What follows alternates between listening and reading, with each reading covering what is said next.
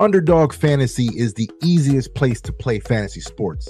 It's also the fastest growing fantasy app in the industry. In the Pick'em game, you can pick whether your favorite players will have a higher or lower stat total in that week's game for a chance to win big. And as you already know, I'm going Josh Allen higher in yards every single week. So sign up today with promo code Buffalo Fanatics and get your first deposit doubled up to $100. Visit underdogfantasy.com or find them in the App Store. And don't forget to register with promo code Buffalo Fanatics to get your first deposit doubled up to $100.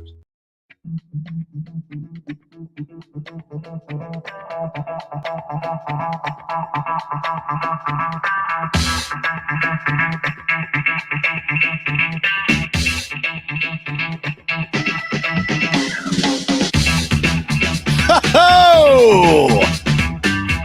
It is way too mother effing early on a Sunday. Holy hell.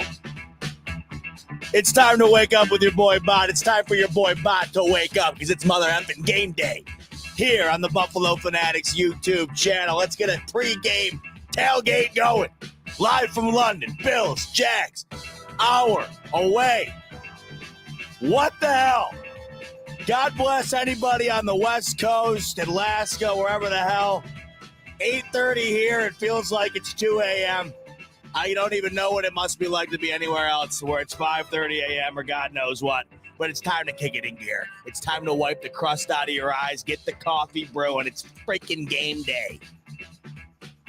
What's happening, folks? Z-Bot here with you, BF YouTube channel for a little special edition BF Tailgate. Live from London, Bills, Jags.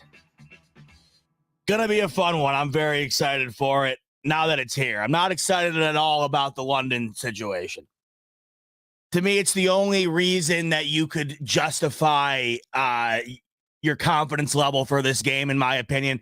Anybody you ask, right, who's not a Bills fan, what their thoughts are in this game, the easy answer is, I don't know. You know, it seems like a bit of a tough spot for the Bills, a real emotional spot, right? Coming off that big emotional victory against the Dolphins, got to travel all the way over to London. Jags, of course, already been there for 2 weeks. It's just set up for Bills failure, which is why I think the Bills roll today. This is why I do love the fact that there are plenty of excuses that are readily available today, and I don't think we're going to need them. Everybody wants to find a way to see the Bills losing today, and all of the reasoning that I've been given thus far has absolutely nothing to do with anything that happens on the field. So that just tells me we're in a good spot. Seriously, anybody I've talked to, you know, my buddies who obviously like to get a little action and on the game. We all watch if you're like me, you watch all the games that are on, whether it's, you know, Bills or not, depending on the time. You know, I watched the Jags Falcons game last week because it was on in the morning. So people are going to be watching. You get to talking about it. You know, what are your thoughts on the game? And everyone who's doubting the Bills this morning, it has nothing to do with what's going on the field. This is a very experiential game because this is the first game that a team has played back-to-back weeks in London. So obviously this is the first time that a team in the Bills has faced an opponent who's already had time over there in London. I don't know how much of an advantage it truly is either way. There's two ways to look at it. The Jags have been over there for 2 weeks. I'm sure all of you have been on a vacation. I've been to Europe a bunch, and I love it over there. It's freaking awesome. I love it. And anytime I come home, I want to go back. I love it.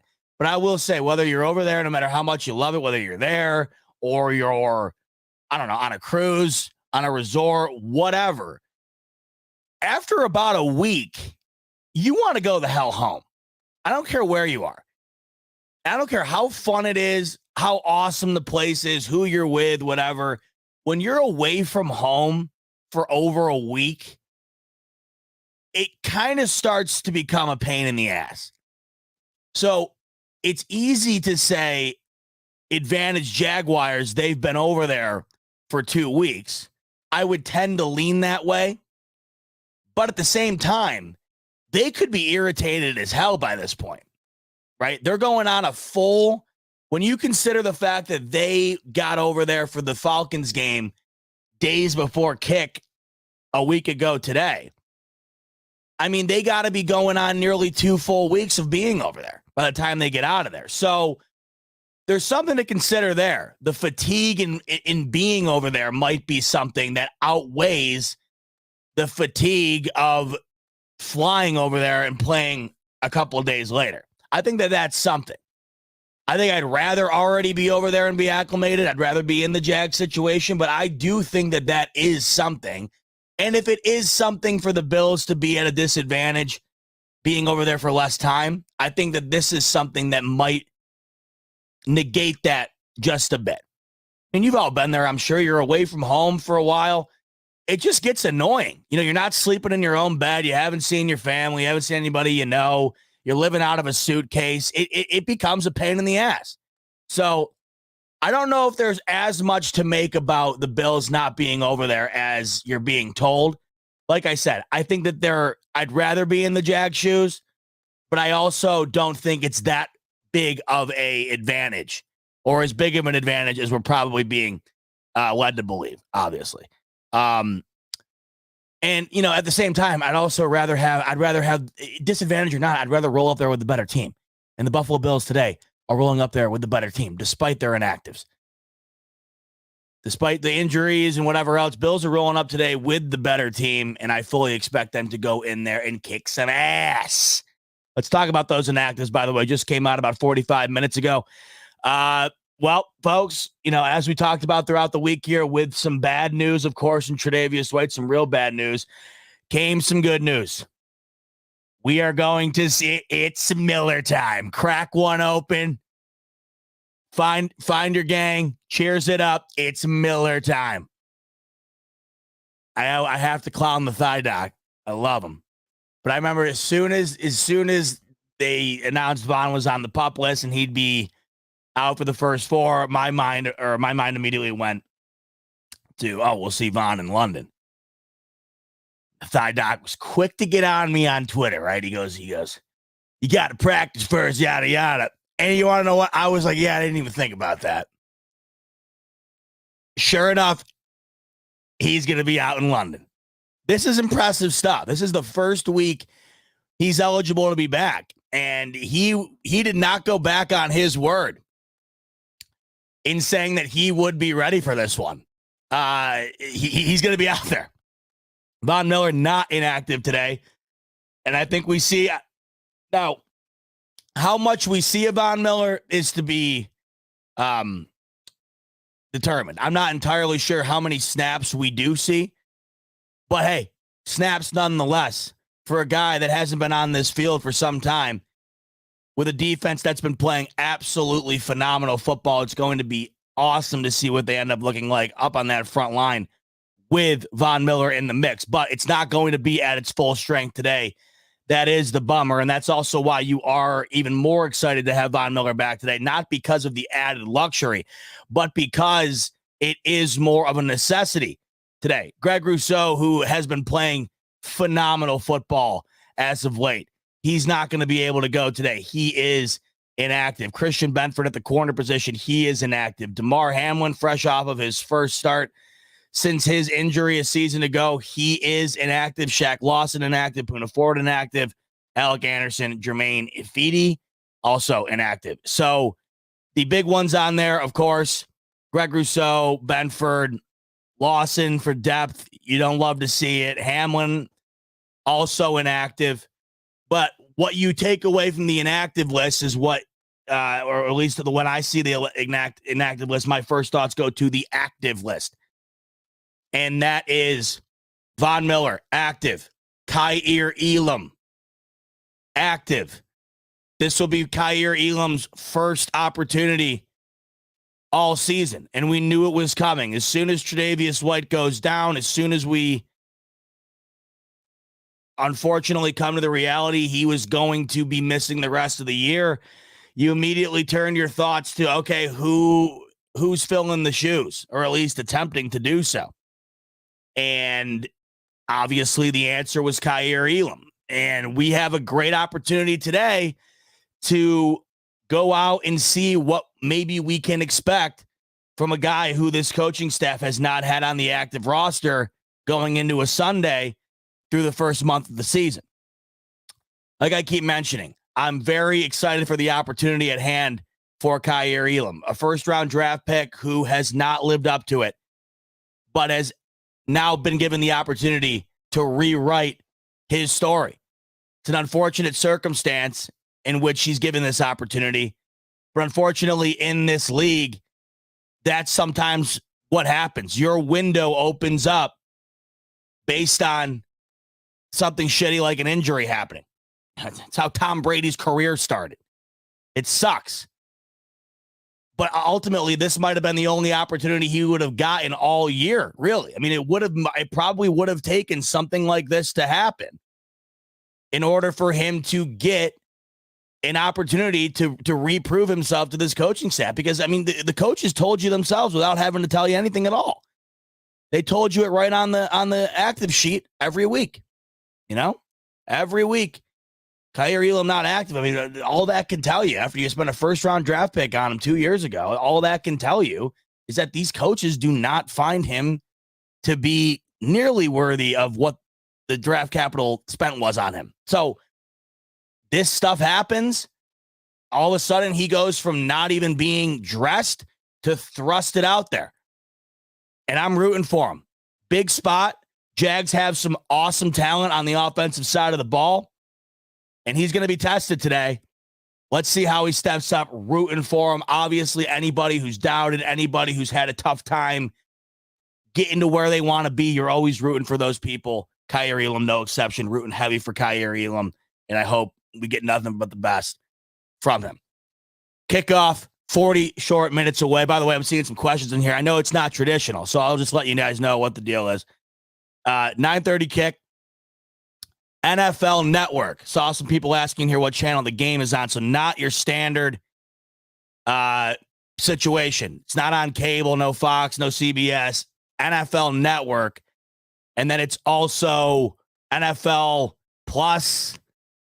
Add another plus to your list. I mean, how many pluses do you have?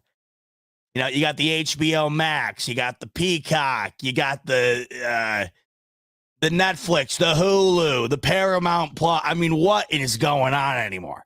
So if you don't have cable, which good, I don't either, but I have the YouTube TV and they have the NFL Network. If you don't have any of that anymore, then the NFL Plus is how you watch this game. So you sign up for that and you can watch the game on there. But if you have cable, YouTube TV, whatever, NFL Network. So this is, I got to tell you, this is such an odd, it throws everything off for me. And I think about it, I'm like, you know, there's so many of you out there who do this pretty much weekly, which is nuts. Like weekly, a 1 o'clock kick for the West Coasters. You're watching the game. You're watching the game at 10 a.m. I don't know how you guys do this. my whole vibe is just off. Like my equilibrium for game day, you know what I mean, is off. We'll get there. So we'll get settled in as soon as the kick is, as soon as we get into it, obviously. But, you're used to your routine, and it's kind of a precursor to what we have coming up here the rest of the way, because the equilibrium that I think we were finally getting accustomed to is going to be completely dismantled. This is the start of not the start, but I guess you could say it, outside of the Patriots game.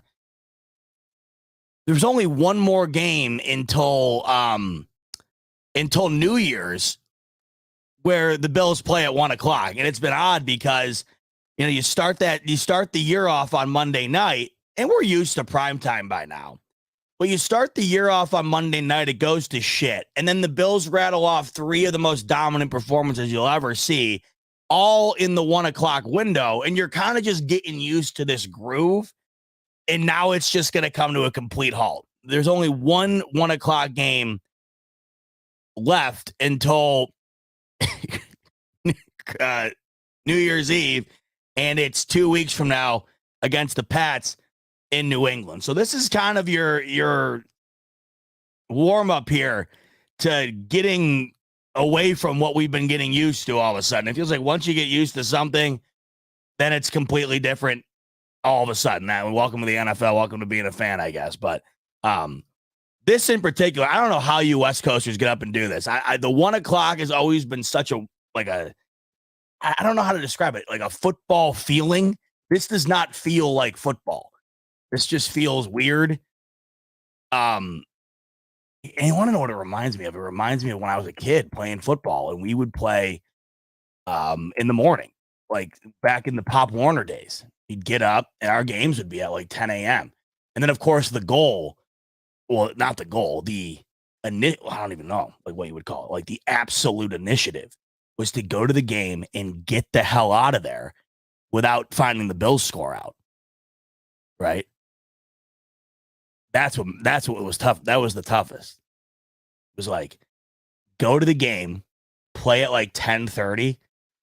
Bills kick was at 1, and you just had to dodge every human being possible in that game. I had to get home and, inevitably go home and watch whatever it was at the time, Dick Duran or whatever, and the Bills lose. So, but that was my childhood. So that's what it's kind of reminded me of.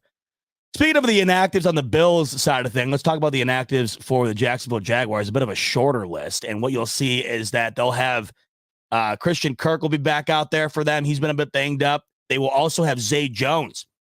Zay Jones will be available for the Jags this morning. He was not available last week for the Jacksonville Jaguars in their London game against the Atlanta Falcons. Their inactive list quite short, only 4 guys: Elijah Cooks, wide receiver; Christian Broswell, the cornerback; Devin Lloyd, linebacker; and Cole Van Lanen, the offensive lineman. So only 4 guys inactive for Jacksonville. They're going to be coming out there about as healthy as you can be, and they are getting a couple guys back that were not available recently. So pretty much full strength for Jacksonville, and this is an offense that has yet to find its footing. If you'd watched me and Rico earlier in the week, we talked about this a lot. This is a Jacksonville team that, in my opinion, going into the season was on the outside looking into the top of the AFC. I had felt that their trajectory was completely heading upward with the addition of Doug Peterson at the head coaching spot, replacing Urban Meyer, who was an absolute disaster. The young talent on this team everywhere, not just Trevor Lawrence, but the additional weapons surrounding him that are, not maybe the most prolific superstars, but real good quality young talent in abundance. I mean, the Jags have guys everywhere on the offensive side of the ball. They might not have that one bona fide stud like a Diggs, Jamar Chase, Justin Jefferson, but they have their guys everywhere and they're spread around. And I had thought, just after the grittiness I had seen in that game last year against the Chargers in the playoffs, and just the way that they were spiking upward towards the end of the year last year, winning the majority of their games, Trevor Lawrence playing phenomenal. I mean, no one was really playing better football at the quarterback position last year at the end of the regular season than Trevor Lawrence. They were really on an upward spike. And I had thought going into this year, outside of the Bills, the Bengals, and the Chiefs, I had thought the Jacksonville Jaguars were going to be in the mix. A weak division, especially compared to the rest of the divisions in the AFC. Thought they were going to run away with it. You know, as we watch the first month here, none of that has been the case. Jacksonville Jaguars have not come out and looked nearly what I thought they would look like. They sit here 2-2 heading into this one. You know, it's funny. You could argue early on here they could be maybe 3-1. You could argue maybe 1-3, 0-4, that type of start. Week one, they go out, they play the Indianapolis Colts. And, you know, I think we found out the Colts are better than we thought they would be early on here. But even still, the Colts had a lead on them for the majority of the game. That game was awfully, awfully close. Jacksonville pulls away late. That game went all the way to the end of the fourth quarter. And then you have Jacksonville not being able to put up a single touchdown against the Chiefs. They lose 17-9 in that one, could not get anything going in that game. You follow that up by getting steamrolled by rookie quarterback C.J. Stroud and the Houston Texans. And I understand they look better than we thought they would be. That's for sure. The Houston Texans, props to them, getting out of the gate hot in this rebuild. That's impressive stuff. Beating the living hell out of Jacksonville and the Pittsburgh Steelers in consecutive fashion was pretty impressive. But for the Jacksonville Jaguars to lose a game like that was pretty shocking. And then they follow that up with the rebound win against the Atlanta Falcons. And if you watched any of that game last week against the Falcons, I was just completely unimpressed. One offensive touchdown for the Jacksonville Jaguars a week ago, 16 overall offensive points against an Atlanta team that looked like they did not really show up in that game. Desmond Ridder played terrible. And to Jacksonville's defensive credit, they really took advantage of that. They turned him over multiple times. There was a pick six in that game. This Jacksonville defense, if you give them the opportunity, they will take advantage. Obviously, they have Josh Allen on that defensive line. He ate last week. Pretty sure he had 3 sacks against Desmond Ridder. So they have talent everywhere. And that's why I've been confused up until now as to why they have not looked the best. But as we saw with the Bills in week one, you know, sometimes it's just an adjustment period. Sometimes it takes longer for teams than others. I mean, this league sometimes can really throw you for a whirl. You watch the Chicago Bears on Thursday night. The other night, you would never have guessed that that team had not won a game in 14 consecutive regular season outings. I mean, you just would not have guessed that. That's this league. It's just odd. But through the first 4 weeks, I thought that we would see a better version of the Jacksonville Jaguars than we have, but maybe we see that today. They better put that on display today because the Buffalo Bills are going to be ready to rock. I guarantee it. And the Jacksonville Jaguars are going to have to play better than they've played in the first month here if they're going to want to keep this one on pace.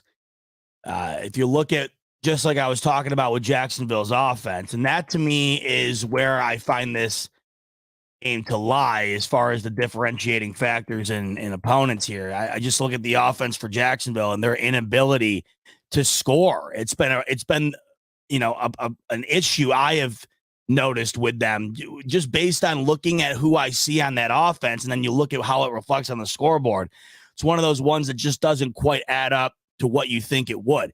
But like I said, in the last 3 weeks, 9 points, 17 points, and 16 points from the offensive side of the ball.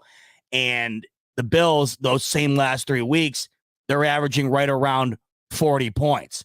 So a big discrepancy in overall scoring between these two.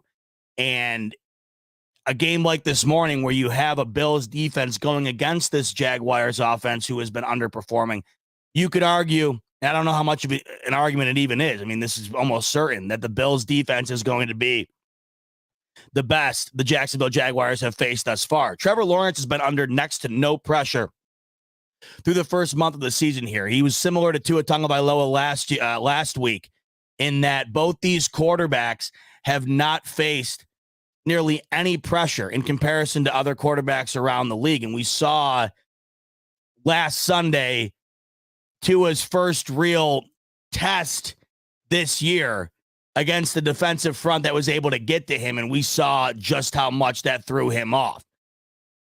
Multiple turnovers, numerous sacks. It really threw off the Miami Dolphins. They were not accustomed to getting the pressure that the Bills delivered to them a week ago. This is a very similar situation. Trevor Lawrence is one of the least pressure. He's been least pressured, or one of the least pressured quarterbacks in the entire league up until this point. So you have to think similar mindset for McDermott going into this one as it was a week ago. That mindset's got to be quite similar going into this one. Let's get after Trevor Lawrence. Let's not allow Travis Etienne to dictate their offense. Let's not allow them to get the run game going. Let's have this one go through us.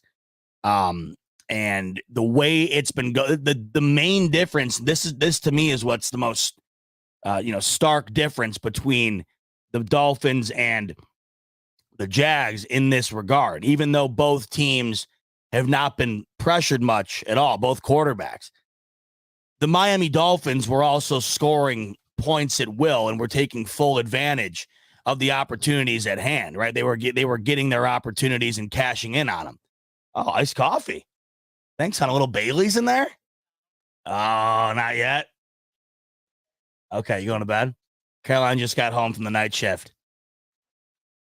I'm telling you, it's a weird schedule going on in this house right now. Although, do we have a little Bailey's? We got that stuff down there? We don't have that, do we? It's a perfect Bailey's morning. Oh, here come the rats. Here come the rats. They love it. See, they're not allowed in the office here. They're not allowed in the smoke break studios. So when they do run in here, let me tell you. Okay, look at this Toba. No. She's gonna freak out.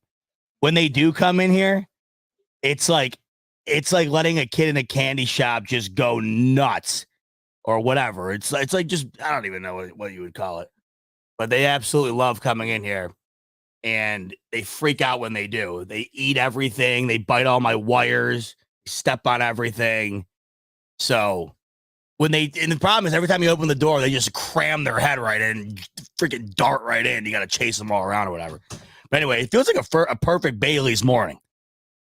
Little Irish cream in the coffee. I don't think I have any, which sucks. Have you ever had that bourbon cream? There's this distillery up in Rochester. It does, I think it's Black Button Distillery, is it? Oh, there's just nothing better. We usually do it around Christmas. Oh my God. That feels like a perfect morning for this. Of course, I don't have any. But like I was saying, the biggest difference, of course, and I'm not telling you anything you don't know. The biggest difference between the Miami Dolphins and the Jacksonville Jaguars up until this point has been, a blatant difference in the amount of points scored. But what's interesting is that Miami was not being pressured at all. The quarterback was not being pressured at all. And they were cashing in on that, taking full advantage, getting rid of the ball, scoring a shit ton of points. Trevor Lawrence has not been pressured at all, and they're not scoring many points at all. So you have to wonder if the Bills are able to go in against Miami and shut down that offense and get pressure on that offense and hold them to 14 points through the first quarter and slightly into the second quarter. I mean, they allowed 6 points the rest of the way after that. I just don't know where I see Jacksonville keeping up on the scoreboard today. If Miami wasn't even close to doing it, I don't know how Jacksonville all of a sudden breaks through that wall like nobody else has been able to. Eventually it's going to happen, and maybe Doug Peterson's got an unbelievable game plan written up.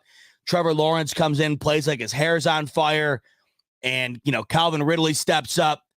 Christian Kirk steps up. Evan Ingram steps up. And they have a terrific day.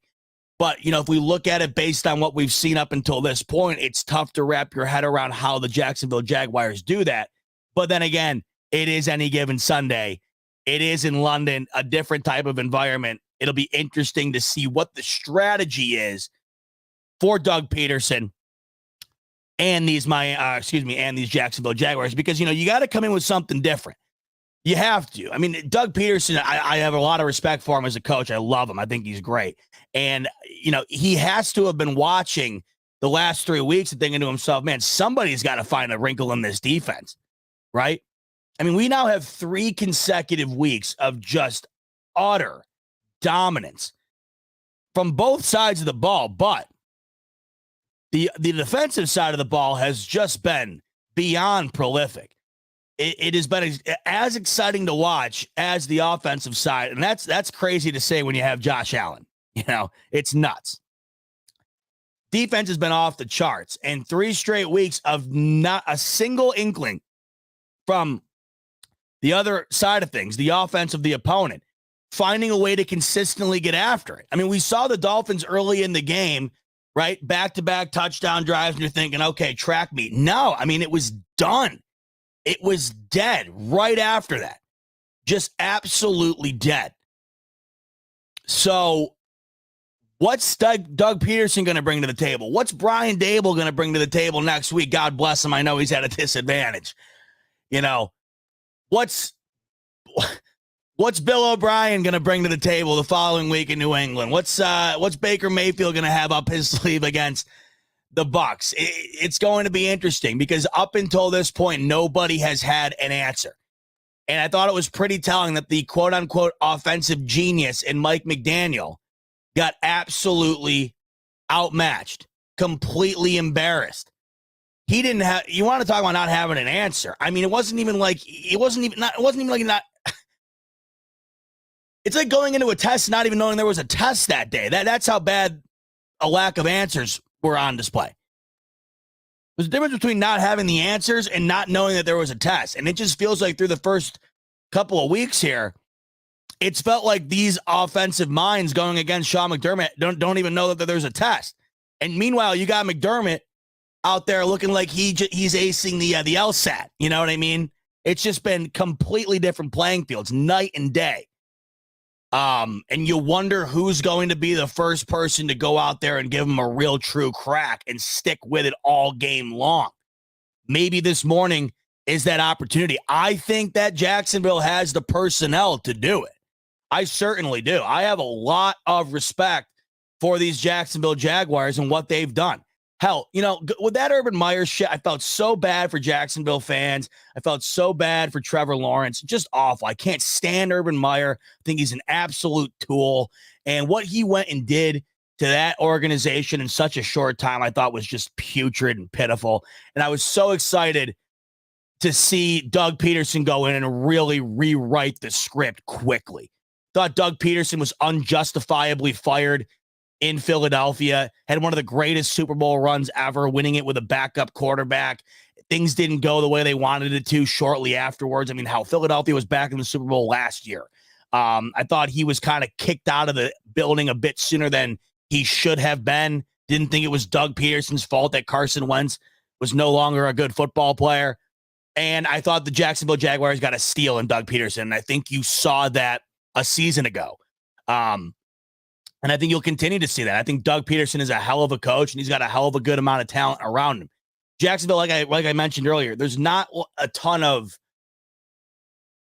that A1 guy other than Lawrence, but there's something to be said about having a lot of B to maybe B plus A minus type talent. They got a lot of that. And this Bills D will be tested because they have more out on the field than maybe anybody we've seen thus far. I'm not talking about the best talent. Obviously, Miami, you got Waddle, you got Hill. You're not going to get much better than that. But after that, there's a drop off. When you look at Jacksonville, you got to look at Calvin Ridley. You got to look at Evan Ingram. You have to look at Zay Jones, who's been real good for them. You got to look at Travis Etienne. You got to look at Christian Kirk. They got guys everywhere. So this is a damn good task for the Buffalo Bills D today. And as I mentioned earlier, this Jags offense has not been up to par, but it's not for a lack of talent. I'll tell you that. It's not for that reason. They just have not been getting it together. It's going to be real tough, I'll say. It's going to be real tough to find your footing all of a sudden against a defense like the Bills. It doesn't just come out of the woodwork against one of the best defenses in the league. But they're going to have to do that if they want to get a victory. So we're about 20 minutes till kick. And before we get there, we got to do some predictions. I want to hear your predictions in the comments. You let me know what you got on display this morning. Let me know what you think is going to happen out on the field in London, Bills, Jags. Here's where I'm at. Okay, Spread right now, Bills are currently still a 5-point favorite. They have been a 5-point favorite all week long. It's been 5.5 throughout the week, and it looks like some money has come in on Jacksonville, but it depends on what book you look at. Some books are 5, some books are 5.5. That line really hasn't moved. It's essentially been Bills -5 all week. Here's how I'm looking at this, okay? At least from that perspective, because I'm going to be making a pretty sizable bet on the Bills this morning. And this is the reason why. When the Bills win, they beat the shit out of you, almost always. It's very few and far between that the Bills go out and win a nail biter. And we've seen the last 3 weeks, the Bills have had short margin spreads or large margin spreads and have just obliterated the number, have destroyed it. 3-point total or 3-point spread last week against Miami, win by 28. I think the week before against the Commanders, they were 9-ish point favorites. They win by 34. A week prior to that, against the Raiders, they were like 8-ish point favorites. You know the drill by now. They win by 28. So the way I see this, going into this game, on what planet is the Bills only a 5-point favorite? And I'll tell you what planet. A planet where people are discounting the Bills going into this game because it is in London. They're discounting the Bills because they're coming off of the biggest win of the year, a major win, and then that's where people like to buy the other opponent, right? They like to buy low, which would have been last week against the Dolphins, sell high going into this week against the Jags. I don't think we've seen the peak in order to sell yet. I don't see the reason to sell off when I'm playing a weaker opponent, in my opinion, in the Jags than the Dolphins that you just doubled up, put up 48 on, and utterly humiliated. I'm not saying it's going to be the same game. I'm just saying I don't quite understand the mindset surrounding the Bills not being the significantly better team in this one. I just think in every facet, the Bills are the better team. And like I mentioned right when I came on the show this morning, the only justification for the Bills not being that quote unquote much better team is the regional disadvantage, the travel disadvantage, the amount of time spent in London disadvantage. I don't think that adds up to a loss or, frankly, to a Bills team not covering this point total. I got Bills 34-17 this morning.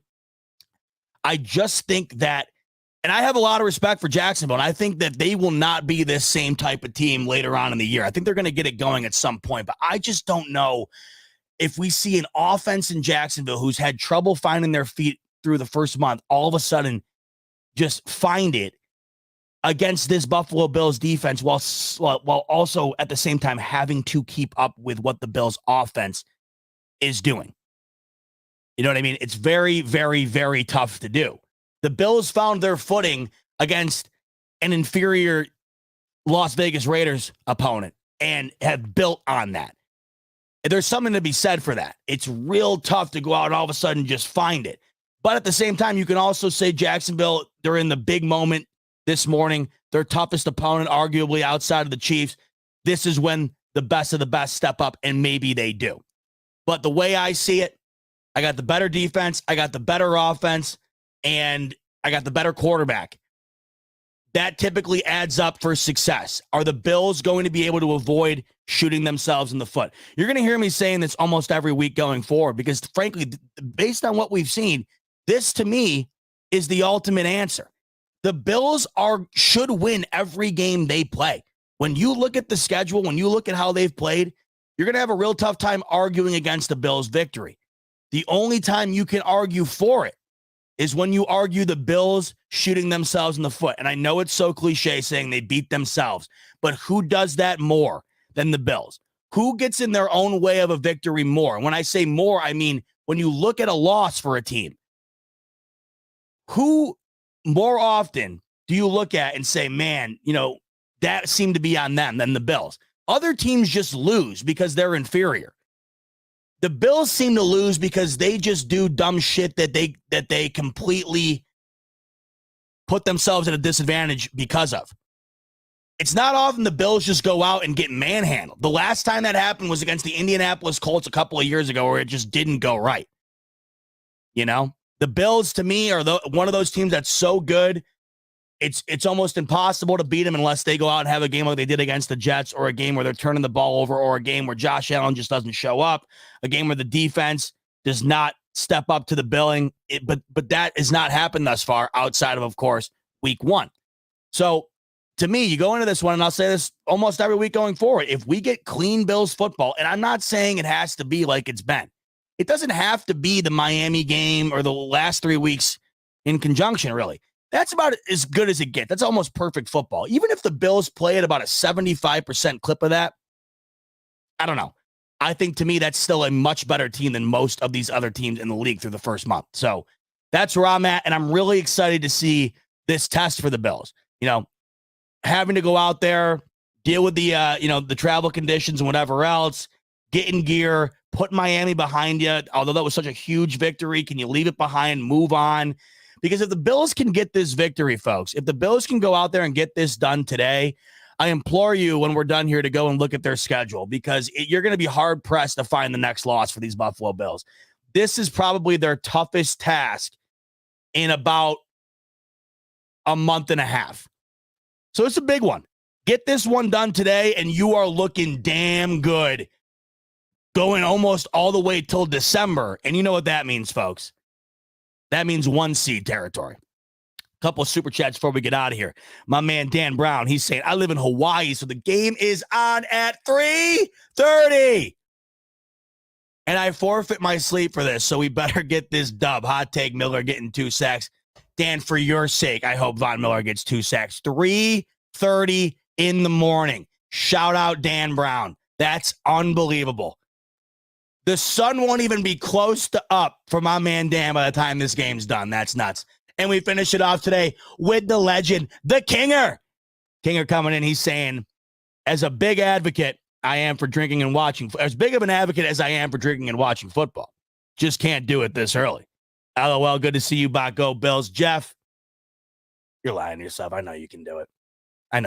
I will say, though, I haven't kicked off drinking this early in a long time. But you know how it goes. You start this early, that's a day ahead of you. I will say, though, we go crack one open right now. And by the way, we got some good football all day, too. We crack one open right now, get that going. And then, Sunday night football tonight, Niners, Cowboys. We'll see. I got to take it slow. I got to focus in on this game. But we get that victory, maybe we crack them open starting at 1 o'clock. Who knows? All I know is we got a good one ahead of us, and I'm looking forward to watching it. And I'm looking forward to talking about it with you tomorrow night on the Smoke Break. We will recap this entire game and the entire weekend tomorrow night, 8 p.m. right here, same place you're at right now, Buffalo Fanatics YouTube channel. Thank you so much for getting up early with me this morning to preview this one, and I hope you guys enjoy the game. This is a whole different type of environment, so bask in it. It's cool, it's fun, and hopefully the Bills go in there and get it done across the pond. We'll talk to you tomorrow. Enjoy the game, folks, and as always, go Bills.